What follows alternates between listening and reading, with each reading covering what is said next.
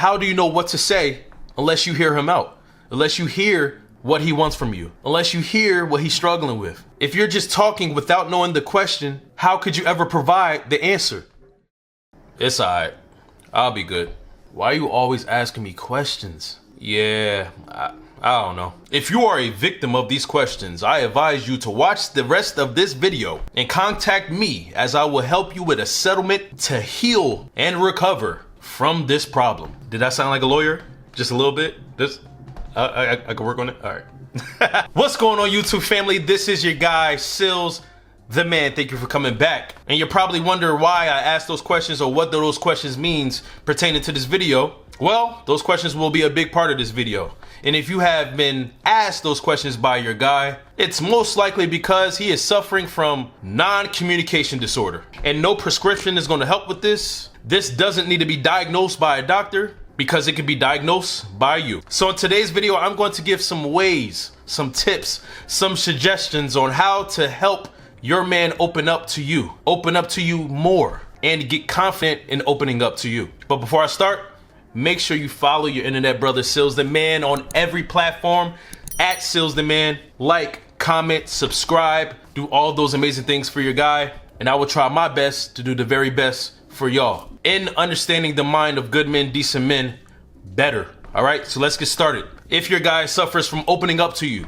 or you realize he doesn't open up to you freely, I got some things to tell you. So the first thing I'm gonna talk about real quick is why a lot of guys are like this. Besides the popular theme of guys being or sucking with communication, a lot of guys out there have a hard time trusting, even trusting you. And I'm not talking about them thinking that you're a cheater or a liar. Nah, I'm not talking about that. I'm talking about being able to trust you, to be able to tell you the things that they are suffering with, struggling with, hold dear to their hearts, or working with. A lot of men struggle with trusting and telling and talking about those things. Some men want you to earn that trust, and until you earn that trust, they are like a shell. They're going to tell you a little bit here and there, but they're never going to open that shell and open up to you. Another case is some men feel like you are not good to talk to. Yeah, it might just be you. Your man maybe feel like you're very judgmental, or you throw things back in his face, or you don't give great energy, or you're not reciprocal with your energy. So there's a lot of reasons why your man may not open up to you to your liking, but I'm gonna help with that. The first suggestion I'm gonna give you is to leave your judgment at the door. Do not bring your judgment. Do not bring your judgmental ways. Do not bring your judgmental energy. Do not be judgy with your guy in communication with him. When he's trying to tell you something, when he's trying to tell you secrets, when he's trying to have real conversations with you. Leave the judgment at the door. The thing with a lot of men is that a lot of men are sensitive. It only takes you one time to be judgy with him when he's trying to be real and open with you, and he will close up forever, eternity. So avoid that mistake. And also, I'm gonna tell y'all this is a part of my personal development, part of my personal journey. I'm working on myself to be less and less judgmental, to the point where I'm not judgmental at all.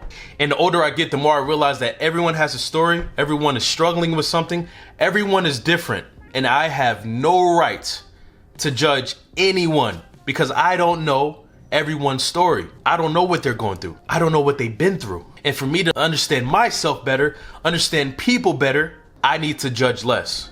So there's something that I'm going to suggest to you as part of your personal journey. If you're willing, be less judgmental and be open to hearing people's stories, hearing people out, understanding people. All right, that's my challenge to you. So that's my first suggestion. Leave your judgment at the door, and that will help your guy open up to you more. The next suggestion I'm gonna give you is that if you want vulnerability from him, you need to be vulnerable with him. It's kind of like the rule of life. The more you give, the more you receive. The more you put into something, the more you'll get from that something. The more you invest in something, the bigger the reward will be. And the same thing applies to vulnerability with your man. Your man is less likely to be vulnerable with you if you have a wall up, because he's saying like, yo, what's the point of me telling you about the intimate things in my life, the things I'm working on, the things that's harder for me to talk about, if you're not willing to do that for me? Why would I ever knock down my wall if you don't even want to knock down your wall for me? Reciprocity matters here. Sharing matters here.